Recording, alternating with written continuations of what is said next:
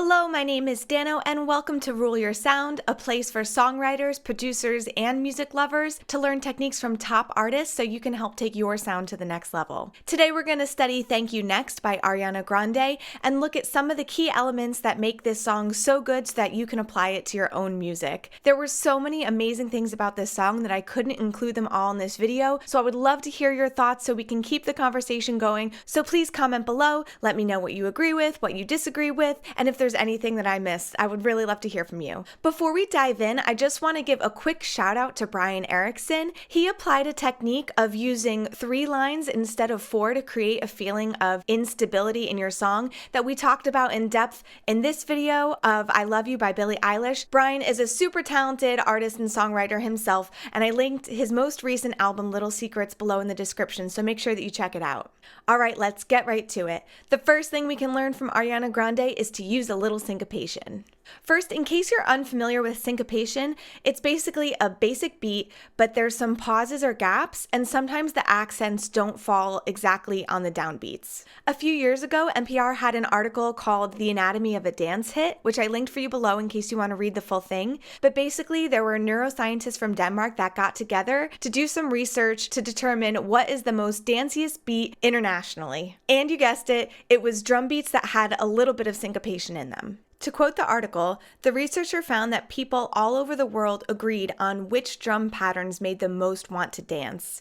Not the ones that have very little complexity, and not the ones that had very, very high complexity, but the patterns that had a sort of balance between predictability and complexity. So let's take it back to Ari. I love her use of syncopation, and it's prominently displayed in the intro, so let's go take a listen.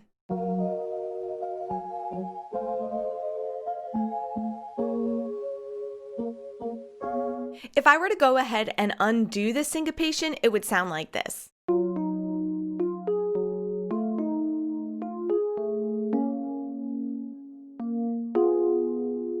It's not horrible, but with such a simple change, it can really bring the song to life. All right, moving on to number 2, prevent lulls. Now, unless you're trying to go for something drony like meditation music or ASMR, you probably want to keep your listeners engaged as much as possible throughout your song. This can be a challenge, especially if there's a break in the vocals, which usually command attention from your listener, so that when it stops, there's kind of this break that your audience is just kind of twiddling their thumbs and waiting for the vocals to come back in. So if you want to have a high energy song, or at least a high energy section of a song, you really want to make sure that there's something exciting going on at every single beat so that there's no dead beats or opportunities for your listeners to get bored. There are a million ways that you can address this. You can add in a drum fill, you can add a cool synth part, you can add in some background vocals. But I love how Ariana Grande kept the energy up in the song by echoing the word next in the chorus. Let's go take a listen. Yeah, for that I say thank you.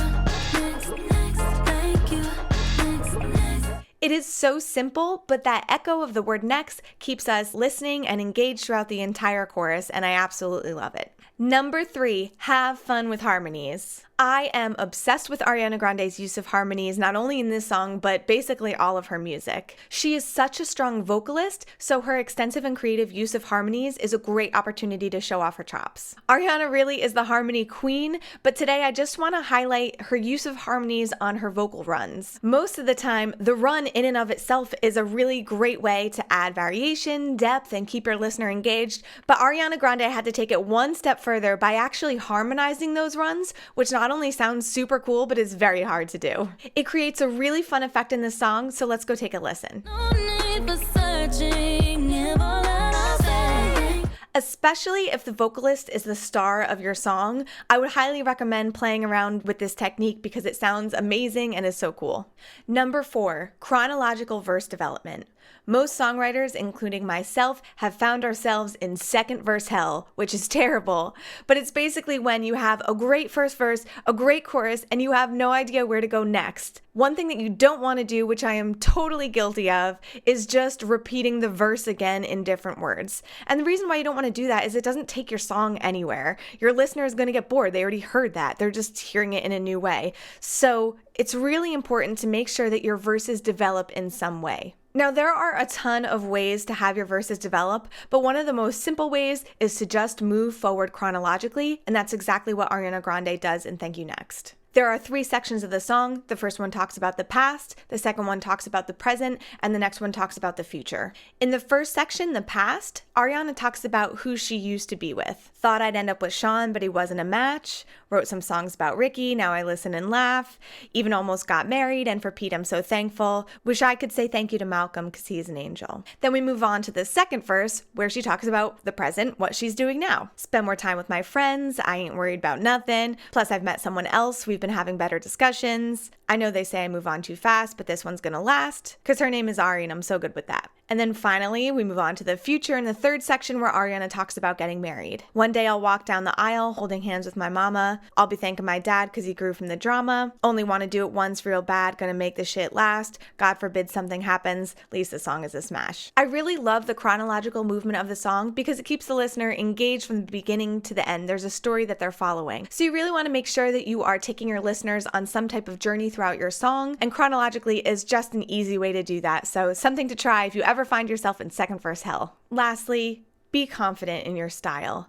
I felt that this was really important to talk about because I can't tell you how many times that I've told someone how much I love Ariana Grande and they respond by telling me she's a poor vocalist. They'll say things like, oh, she sings nasally, she's not trained, she doesn't enunciate. And first of all, when I hear that, I'm like, well, just wait till you hear what I sound like. Because if you think she sounds bad, then you must think that I am literally terrible. I wish I could be half as good as Ariana. That would make my whole day. But all that to say is that sure, maybe she sings a little nasally, maybe she doesn't enunciate, but literally no one cares.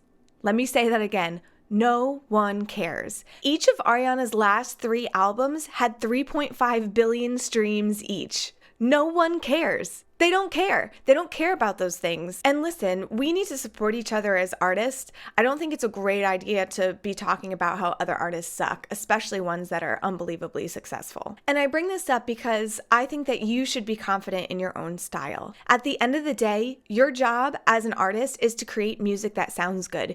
You don't have a list of rules that you need to follow. I actually was brought up classically trained, and in classical music, there are rules that you have to follow. There's the right way to sing a vowel and the wrong way to sing a vowel. There's a right way to hit a note and a wrong way to hit a note. In popular music and contemporary music, there are no rules. Make it sound good. That's your job. If you want to say it's going to be May instead of it's going to be me, then say it. No one cares. So all this to say is be confident in your style, express yourself, be yourself, love yourself, and make sure that you are making music that you want to share with the world in whatever style that you want to do it in. So I'm going to step down from my soapbox just to say that I hope that some of the techniques that we went over today will help you have more control over your sound so that you can connect with your listeners the way that you intend. And if so, make sure that you subscribe because next week we're going to be talking about Holy by Justin Bieber, and I know you don't want to miss it.